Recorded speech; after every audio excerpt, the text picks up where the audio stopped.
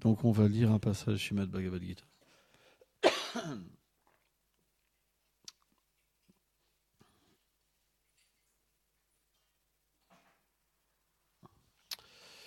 Chapitre 9, verset 24. Aham sarvam agyanam bhuktam sha prabhum vacham natum mam abhijanantim tadvim natapchavam tite. Je suis l'unique maître et bénéficiaire de tous les sacrifices, et ceux qui me connaissent, qui ne connaissent pas ma nature, errent de façon répétée dans le cycle des naissances et des morts. Commentaire. Que signifie sans les règles prescrites? Srila Vishvacharita Thakur dit, c'est afin de répondre à cette question que Shri Krishna a énoncé ce verset qui commence par Aham I. Les écritures védiques préconisent différents sacrifices dans le but de le satisfaire. Mais ceux qui ne connaissent pas la vérité sur Krishna adorent des demi-dieux comme Surya, le dieu du soleil, en les considérant comme des contrôleurs indépendants de lui. Ils pensent que lorsque ces demi-dieux seront satisfaits de leur adoration, ils leur donneront le résultat désiré. Ils ignorent que seul Krishna est le bénéficiaire de tous les sacrifices. Il est le maître, celui qui maintient et le contrôleur absolu. Nous devons comprendre en ceci que Krishna est l'âme suprême présente dans le cœur de tous les êtres. Il est l'origine de toutes les créatures de l'univers. Il peut donc réciproquer avec toutes les formes d'adoration, prendre la forme même de l'objet d'adoration comme un demi-dieu et réciproquer avec l'adorateur en lui infusant une foi particulière en son cœur. C'est lui aussi qui donne le fruit de toutes les adorations. Ceux qui ne peuvent pas comprendre avec leur intelligence cette vérité ne peuvent développer une foi exclusive en Krishna. À cause de ce manque de connaissance, ils n'obtiennent de lui que des fruits temporaires et ils doivent demeurer dans le monde matériel. Par contre, ceux qui comprennent que tous les demi-dieux reçoivent de Krishna leur pouvoir et qu'ils ne sont pas des êtres indépendants et qu'ils les adorent avec cette conscience peuvent graduellement progresser par l'association avec de purs dévots. Ils en viennent à comprendre les vérités sur le Seigneur et deviennent alors exclusivement fixés sur lui. Jai Shishnitai Vishvambal Shilanda Shudagopal Jushishilanju ki jai. Omaganati Milandasya Ganam Jalam Shalakaya Shakshu Numelitam Jenates Meshi Golavenama.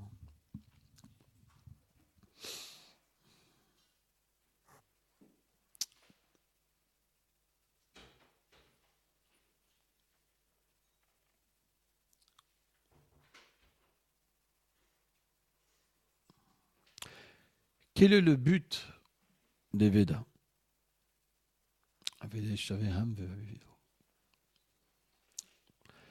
Le but des Védas, c'est de connaître qui est la cause de toutes les causes. Or, pour connaître la cause de toutes les causes, c'est pas si simple que ça. Il faut un grand éveil spirituel, un grand désir de comprendre. La plupart des gens dans ce monde, selon Srila Kapila Dev dans le 3e chant du Bhagavatam, parce que les êtres usent de leur nature marginale un mauvais côté pour expérimenter l'indépendance du Seigneur suprême, ils viennent dans ce monde matériel. Or, dans ce monde matériel, tant que l'être vivant ne prend pas refuge du Seigneur suprême, il devient ce qu'on appelle conditionné. Il reçoit une condition par la nature matérielle, parce qu'il est infime.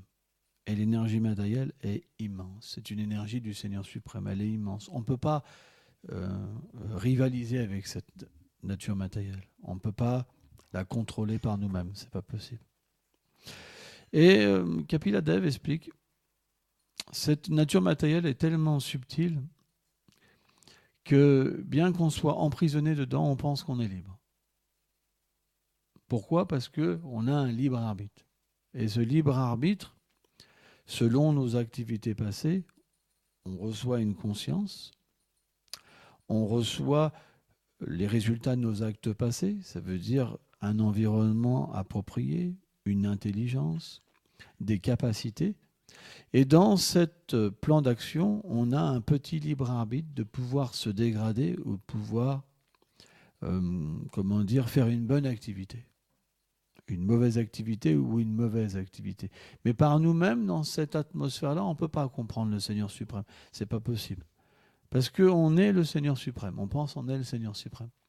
Si vous pensez que vous êtes Dieu, vous êtes le contrôleur, vous ne pouvez pas comprendre le vrai contrôleur. Vous pouvez vous comprendre, vous, et votre champ d'action, selon la conscience que vous recevez de l'énergie matérielle.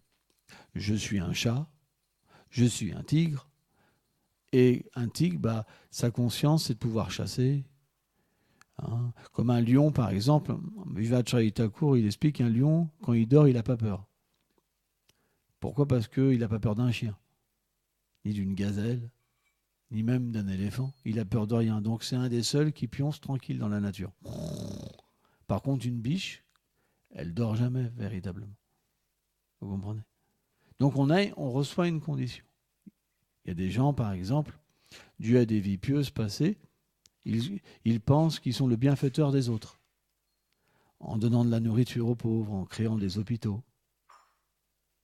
Et cette condition d'esclavage, d'être une bonne personne, leur permettra d'avoir une nouvelle bonne naissance ou d'aller sur les planètes du paradis, par exemple. Mais c'est un esclavage encore. Comme le fait d'être un bandit, c'est un esclavage, parce que ça va nous forcer à prendre une mauvaise naissance et à souffrir de nos actes. Donc, les acharyas expliquent que la bonne ou la mauvaise naissance, ça donne simplement un résultat matériel. L'activité pieuse ne permet pas de se libérer de ce cycle-là. Elle nous empêtre.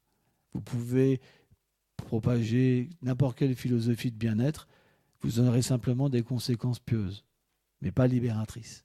C'est la conclusion des Védas. À moins de connaître la cause de toutes les causes et s'abandonner au Seigneur suprême, on ne peut pas se libérer de ce cycle. C'est pourquoi l'activité même religieuse, elle simplement, c'est des activités pieuses en fait. Vous comprenez ? C'est pour ça que Krishna a dit, le but des Védas, c'est de me connaître. Parce que quand on connaît le Seigneur suprême, qu'est-ce qui se passe ? Alors on peut connaître notre nature. Si on connaît la forme du Seigneur, on peut connaître notre forme. Si on connaît son nom, on peut connaître son nom. Si on connaît ses attributs, on peut connaître nos attributs. Si on connaît ses divertissements, ses activités, on peut connaître nos activités. Parce que on est fait à l'image du Seigneur suprême. Quand on comprend le Seigneur suprême, en proportion, on se comprend. Et en proportion, on établit une relation avec lui qui fait que nos actes n'ont plus de conséquences dans ce monde. Pourquoi ? Srila Kapaladev explique que l'acte matériel a une conséquence parce qu'on s'identifie à l'auteur d'actes matériels. Mais l'âme en elle-même, elle est antimatière. Elle n'agit pas dans ce monde. Elle ne peut pas agir. Parce qu'elle n'a rien à voir. Elle n'a pas d'éléments pour agir dans ce monde. Sa nature est spirituelle. Mais simplement, le Seigneur suprême donne cet arrangement à l'âme qui veut expérimenter une indépendance, qui pense que ça peut valoir la peine. À ce moment-là, l'énergie d'ignorance recouvre l'âme. Mais ce n'est pas que l'énergie d'ignorance, elle imprègne l'âme non plus. L'âme, elle est au-delà de tout ça. Mais simplement, dans cette situation-là, comme dans un rêve, c'est d'expliquer.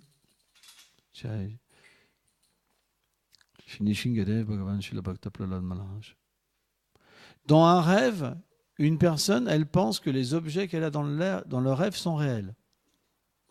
Comme elle pense qu'ils sont réels, elle agit pour ces objets et elle crée une activité, une conscience et des devoirs. C'est vrai. Pourtant, quand vous vous réveillez, les objets du rêve, ils sont partis. Votre devoir est envolé.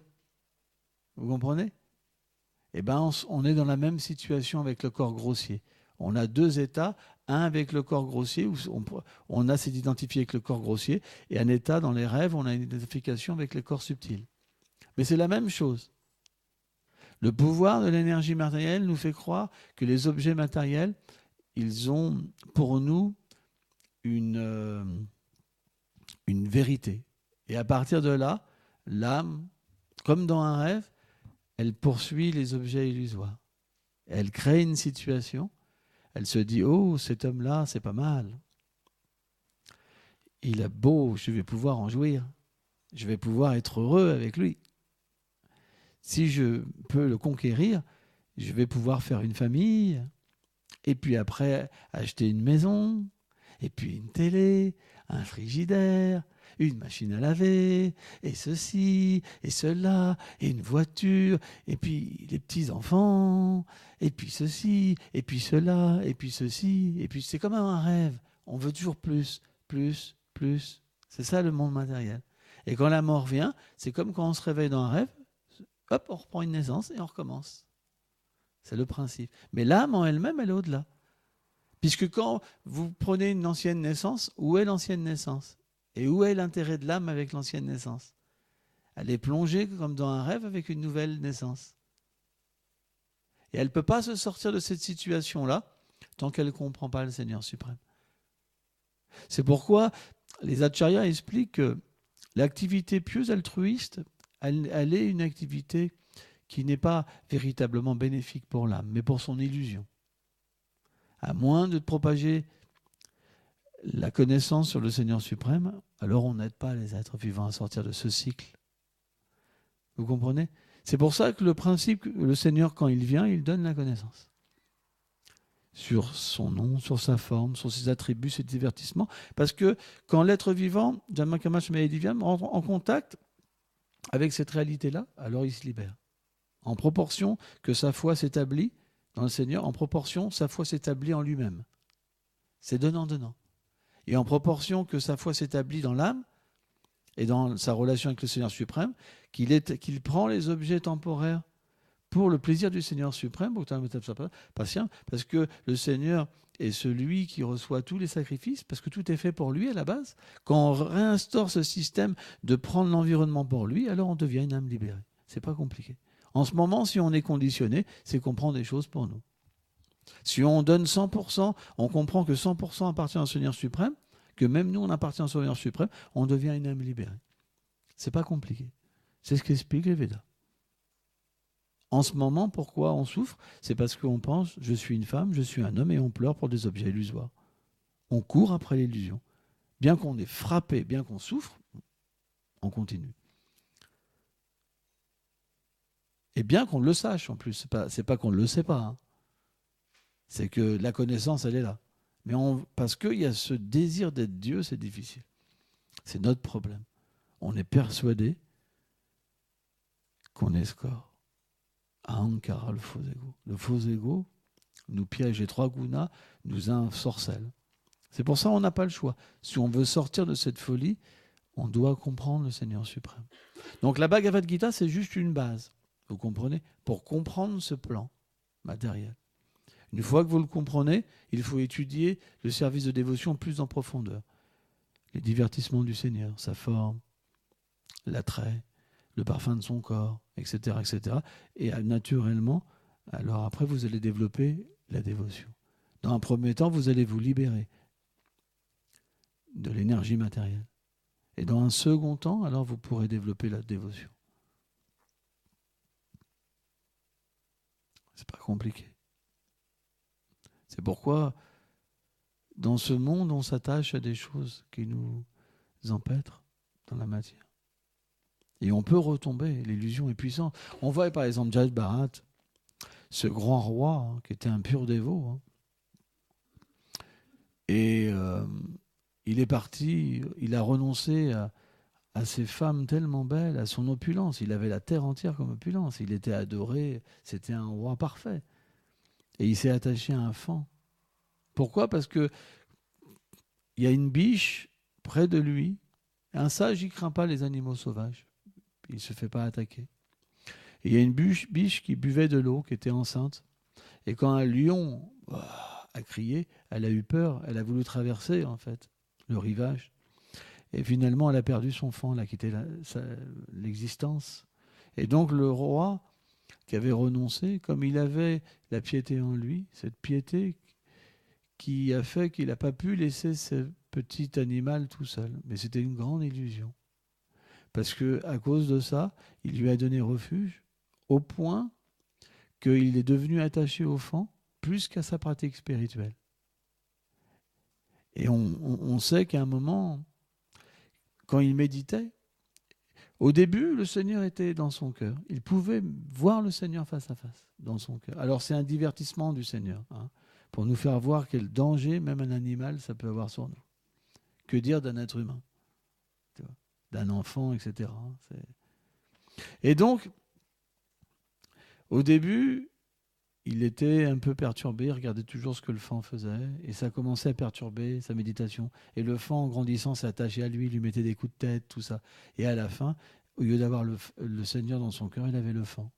Et à un moment, quand le fan est parti, il est parti à un moment un peu loin, et Jai Bharat est devenu fou de séparation avec le fan. Il pleurait. Où est mon fan? Il est ma vie, il est tout pour moi, je ne peux pas l'abandonner. Et quand il est tombé dans un trou, au moment de mourir, le fan est arrivé. Il a repris un corps de fan. Et quand il est sorti du ventre de la biche, il a dit jamais je vais me refaire avoir. Parce que comme il était dans un haut niveau spirituel, le Seigneur lui a donné la miséricorde de se souvenir de sa vie passée et de son erreur. Et quand en fait il était dans le corps d'un fan, il s'est tout de suite... il a renoncé tout de suite à sa mère. Et il a pris refuge d'un ashram de sages pour écouter le Harikatha. Vous vous rendez compte? Il était conscient, en fait, qu'il était un sage dans sa vie passée. Il attendait la mort pour pouvoir reprendre un corps humain. Et quand il a pris un corps humain, il a pris un corps humain dans une famille de brahmanas. Parfaite. Mais qu'est-ce qu'il a fait pour ne pas se faire avoir? Il a joué le rôle d'un fou. Pour pas s'attacher aux membres de sa famille, à son père, etc. Et son père l'aimait beaucoup. Il voulait absolument le faire un parfait brahmana. Et Jada Bharat, il était puissant, vraiment puissant comme un bœuf, quoi. Mais comme il était comme un fou, son père n'a jamais pu l'éduquer. Quand il lui disait, il faut que tu te laves les mains, la bouche après les toilettes, lui il se lavait avant, il allait aux toilettes, il faisait tout à l'envers. Et donc quand son père a quitté son corps, ses frères, ils avaient vraiment de la haine contre lui. Ils lui donnaient des choses pourries à manger. Et lui, comme il était une âme libérée, jamais il rouspétait. Il acceptait toujours, que tout était la miséricorde du Seigneur suprême. Donc il se lavait jamais. Il était comme un trésor recouvert, qui ne pouvait pas se voir. Et il lui donnait à garder les moutons, des choses comme ça. Donc il avait même pas il vivait de la nuit dehors, etc. Et un jour, il y a des brigands qui avaient inventé un culte à Badra Kali, la déesse Kali, terrible. Et en fait, de temps en temps, ils offraient un être humain qui était comme un animal, qui n'avait pas de conscience. Et donc ils cherchaient donc une personne comme ça. Et quand ils ont vu Jada Bharat, ils ont dit waouh, lui il a vraiment aucune conscience, c'est vraiment l'animal. Donc ils se sont dit parfait.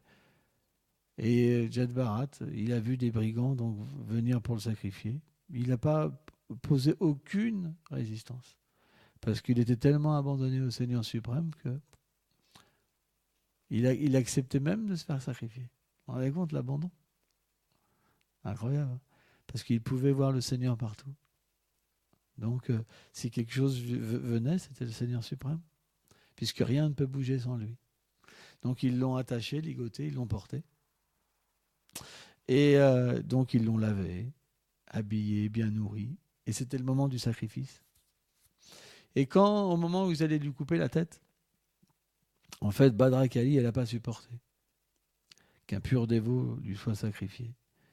Et donc, pour une raison ou pour une autre, elle est apparue dans la statue, elle a cassé la statue. Et elle est sortie avec donc ses collègues. C'est très sanglant, Badra Kali. Elle a coupé la tête aux brigands et elle buvait leur sang comme ça. Et donc, Jada Bharat a eu de la liberté. Et Jada Bharat, il errait, nu, en faisant vraiment attention d'écraser aucun être. Le respect vraiment de tous les êtres. Parce qu'il voyait le Seigneur dans toutes choses. Et donc, à un moment, il a croisé un roi qui était sur un palanquin avec toute sa suite. Et il y a un palanquin qui s'était blessé, un palanquier, c'est ça qu'on dit? Bon, on va sortir un mot. Allez, un palanquier. Un porteur de palanquin qui s'était fait mal aux pieds. Et donc, quand ils ont vu Jad Bharat, le bœuf puissant, ils se sont dit, bon, c'est parfait pour porter le roi. Et donc, ils ont commencé à porter. Mais Jad Bharat, il était vraiment conscient de tuer aucun être vivant. Avant de poser le pied, il observait s'il faisait de mal à personne. Parce que tout le monde, pour un pur dévot, tout le monde a le droit à l'existence. Hein? Mais en même temps, l'être est complètement détaché de l'illusion. Il est lié à rien du tout. Mais il veut le bien-être des êtres aussi. Et en même temps, il avait eu cette expérience qu'il s'était attaché à un enfant. Donc il était complètement détaché. Et le fait de cette hésitation de tuer aucun être vivant faisait que le palanquin, en fait, il bougeait un petit peu. Il n'était pas confortable pour le roi. Le roi, il sentait quelque chose comme ça. Il s'est mis en colère. Il dit « Ah ! Comment ça se fait que ça se remue comme ça? Je vais vous punir. Vous allez arrêter, oui. » Bon, j'ai pas une voix en forme aujourd'hui. « Vous allez arrêter, oui. » Et là, ils sont pleins, ils ont eu peur. Ils ont dit, ah, mais c'est pas de notre faute, c'est le nouveau qui porte, on ne sait pas pourquoi. Il fait des saccades tout le temps, tout le temps. Donc il est descendu, le roi, en colère, pour châtier Jad Bharat. Et Jad Bharat, en tant qu'âme libérée, il a dit, oui, aujourd'hui tu es roi et aujourd'hui je suis ton porteur. Mais demain je peux être le roi et toi ton porteur. Nous n'avons rien à voir, en fait, de cette condition. Nous sommes l'âme. Donc il a commencé à prêcher la philosophie. Mais il était tellement pur que ses paroles sont rentrées dans l'oreille du roi, touché son cœur. Et quand le cœur a été touché, naturellement, le roi, il est tombé aux pieds de Jad Bharat, en pleurs, en fait. Il a compris que c'était un pur dévot, apparemment ça, en fait, et qu'il avait commis une offense. Donc c'est ça la nature des Vaishnavas. C'est qu'ils apprennent des Écritures. On doit apprendre qu'est-ce que la vérité. C'est très important. Par exemple, cette histoire de Jad Bharat, elle est faite pour de nombreuses personnes. Parce que dans cet âge de Kali, tous les gens s'attachent à des animaux. Parce qu'ils sont déçus avec les êtres humains. Parce qu'ils ont plein de problèmes avec les êtres humains. Alors, ils s'attachent aux animaux. Parce que les animaux dépendent d'eux. Et naturellement, qu'est-ce qui se passe? L'animal, lui, il ne peut pas augmenter sa conscience jusqu'à un être humain. Mais l'être humain peut descendre sa conscience jusqu'à l'animal. Et à la fin, les gens, en fait, ils préfèrent les animaux que même les êtres humains. Et ils doivent renaître en tant qu'être humain, en tant qu'animal. Parce que nos attachements, ça prépare déjà le corps suivant. Si on agit comme un animal, ça veut dire l'être humain, il est fait pour servir le Seigneur suprême. Si on sert les animaux, alors on met cette conscience de Dieu sur une conscience animale. Par exemple, une fois, j'étais avec un bouddhiste et on marchait. Et il m'a dit, on peut tellement apprendre d'un chien ou d'un chat. Et je lui ai dit, on peut tellement apprendre du Seigneur suprême. Si on comprend le Seigneur suprême, on comprend toutes les consciences. Si on comprend un chien, on peut comprendre la conscience d'un chien et avoir une conscience de chien ou de chat. Qu'est-ce que c'est la conscience d'un chien et d'un chat? C'est qu'un chat et un chien, ils ont un territoire. Ils le protègent. Ils protègent le maître. Et vous êtes simplement le maître si vous leur donnez à manger. C'est comme ça. Ils développent un attachement pour vous. Mais la conscience de Dieu, elle est différente. Parce qu'elle éveille la nature de l'âme. Si vous vous attachez au Seigneur suprême, à ses enseignements, vous ne verrez pas un chat, vous verrez une âme spirituelle. Et vous vous détacherez de l'illusion. Vous verrez dans chaque être vivant leur réalité. Et vous ne serez pas emporté par leur folie, par leur désir, par leur attachement, par leur soi-disant besoin matériel. Vous serez libérés. Libérés de la condition de croire que vous avez un devoir lié au corps matériel. C'est ça le devoir, la corde, les chaînes. C'est que dans ce monde, les gens ils se disent mais non, je ne peux pas faire ça. Je ne peux pas, c'est cruel. Vous comprenez ? Tout le monde pense ça. Et pourtant, les sages, ils quittent tout. Pourquoi l'être parfait devrait tout quitter s'il était cruel ? Qu'est-ce qui quitte ? L'illusion de penser qu'il est cruel.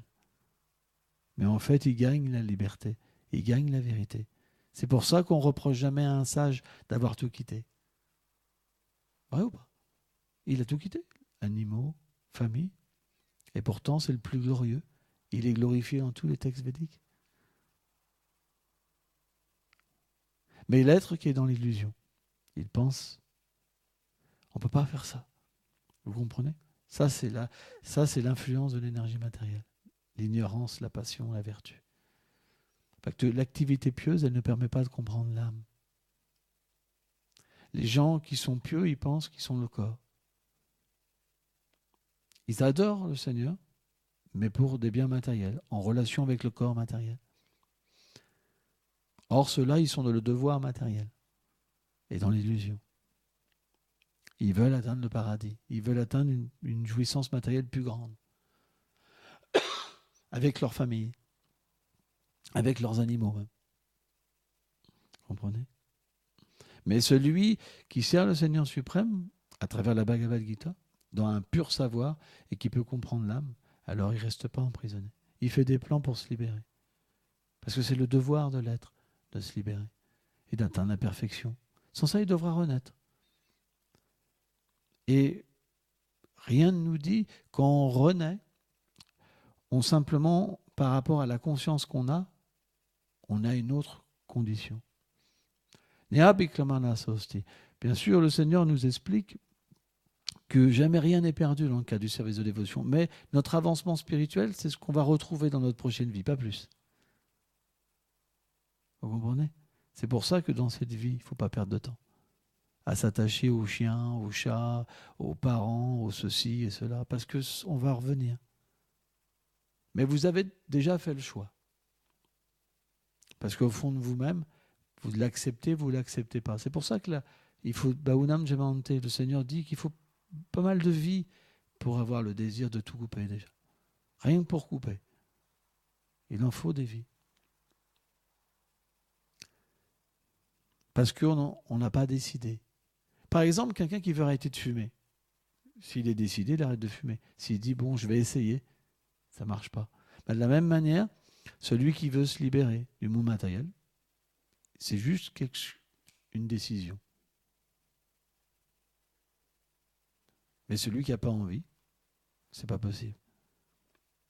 C'est pourquoi, en ce moment, on est dans une situation parce qu'on le désire.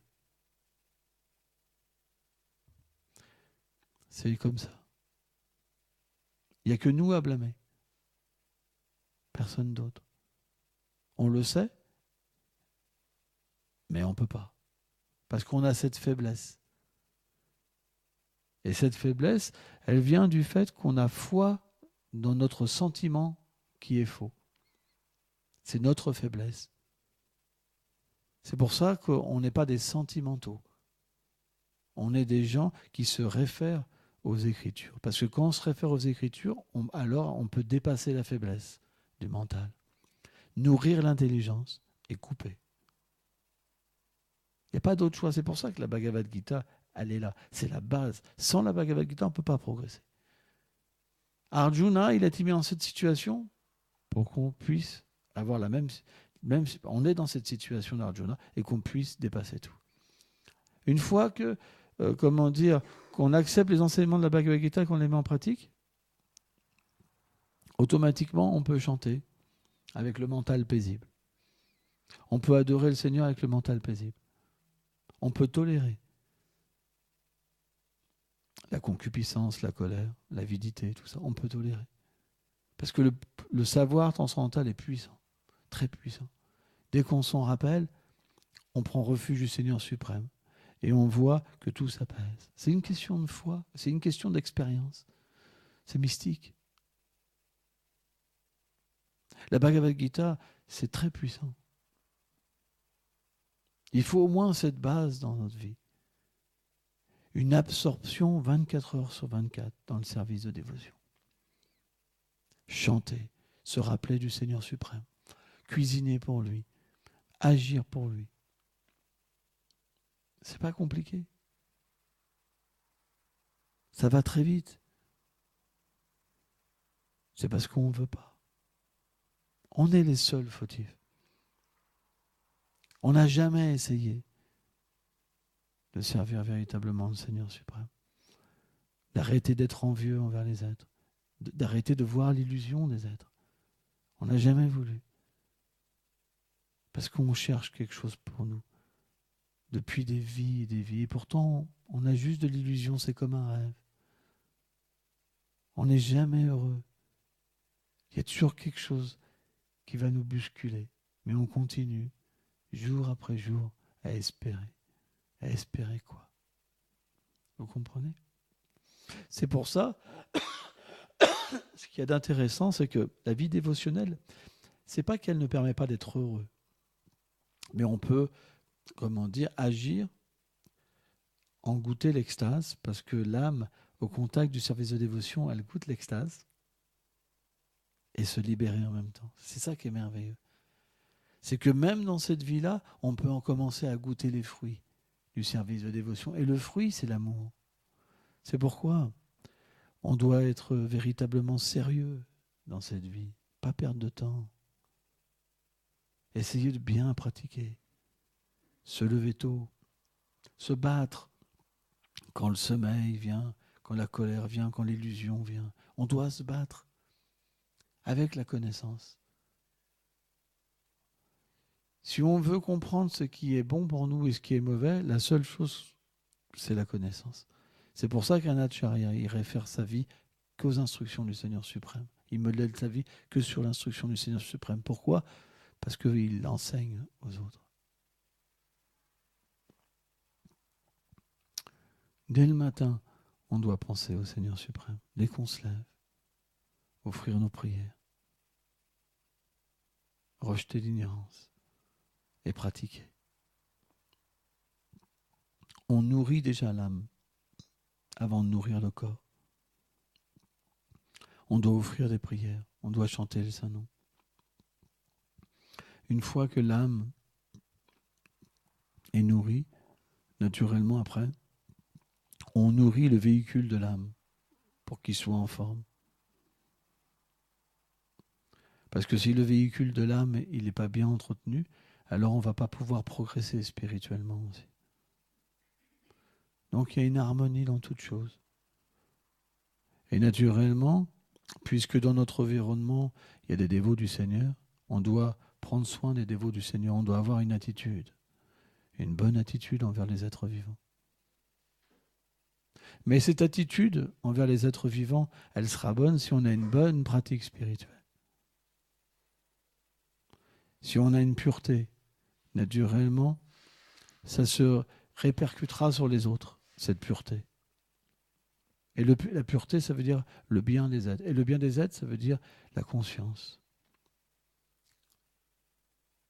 Pas l'altruisme, mais la transcendance.